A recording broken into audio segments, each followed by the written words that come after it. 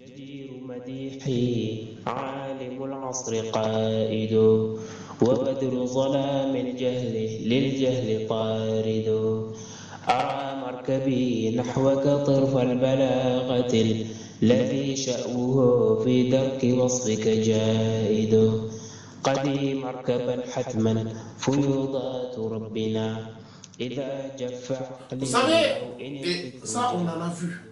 Des gens qui, dès qu'ils entendent quelqu'un parler de religion, commencent à réciter un verset ou un hadith, où ils commencent à parler de questions, de sujets relatifs à la religion, la première chose qu'ils se disent, c'est que est-ce qu'il va faire une erreur? C'est la première chose qu'ils se disent, c'est ça. Est-ce qu'il va faire une erreur? Et il va écouter, et on en a vu, hein. J'en ai vu des gens comme ça. Et ils commencent à se regarder tous. Dès qu'ils disent quelque chose dont ils ne sont pas d'accord, tous ils se regardent et ils commencent à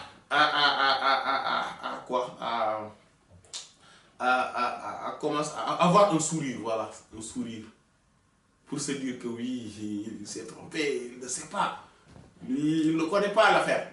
En fait, on ne doit pas se réjouir de l'erreur des autres. Car, comme le hadith le dit, celui qui se réjouit de la faute, du péché de l'autre, on va aussi partager ce même péché-là.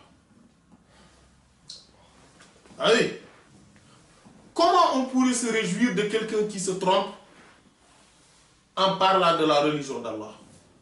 Comment pourrait-on se réjouir de quelqu'un qui fait un faux pas dans sa pratique religieuse? Comment?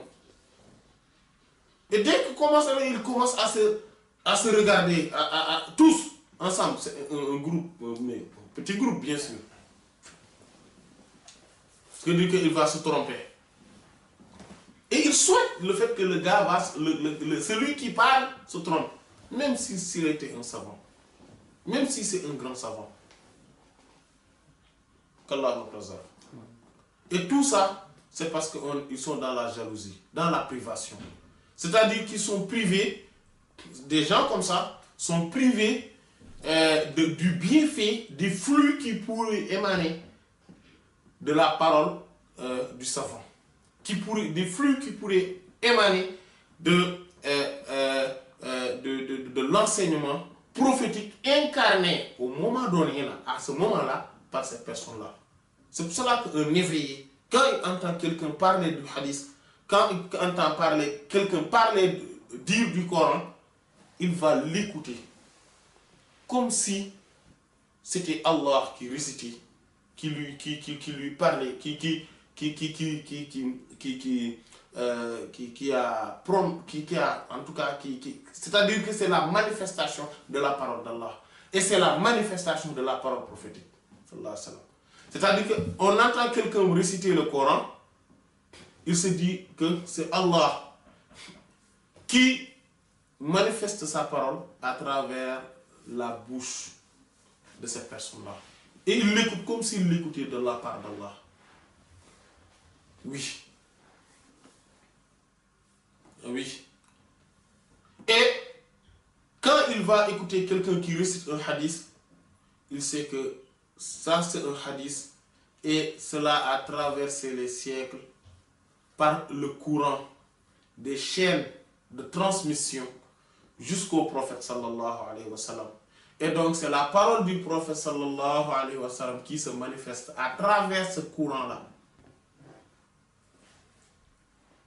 Et qui est arrivé, qui a atteint cette personne-là et que j'écoute. Et que c'est comme si je l'écoute directement de la part du prophète sallallahu alayhi wa sallam. Et vous savez, il y a des saints, on les appelle, parce que c'est un terme, Rijalul Ghaib, c'est un terme générique en fait. Parfois on le dit, on veut parler des gens du divan, parfois on le dit, on veut parler de certains qui ont hérité de Sayyidina Daoud, parfois on le dit, on veut parler d'autres saints. Et vous savez, il y a un groupe de sœurs qui, même dans une discussion, ils ne peuvent pas supporter que quelqu'un récite, prononce un verset du Coran et qu'il ne l'écoute pas. Même s'ils sont en train de faire une dispute avec quelqu'un et que l'autre personne récite le Coran, ils vont l'écouter. Et s'ils entendent quelqu'un couper cette parole-là, ils vont avoir peur, mais une vraie peur. Pourquoi? Parce qu'ils vont penser que cette personne-là va être damnée. Parce qu'eux, ils comprennent quoi? Le sens et la valeur de la parole d'Allah subhanahu wa ta'ala.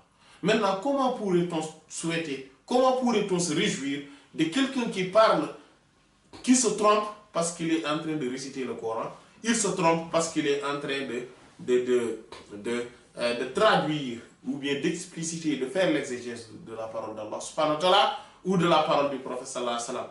Il est en train de relayer le message prophétique. S'il se trompe, on doit s'en attrister. On doit s'en attrister et essayer de rectifier cette erreur, mais de la manière la plus polie possible. ولله وفيض الكتم نورا أحاطكم ويسقيك أنوارا وعمت أماجد وأسراره تسري كليث لفرهد على روحك الأصفى وظلت مكائد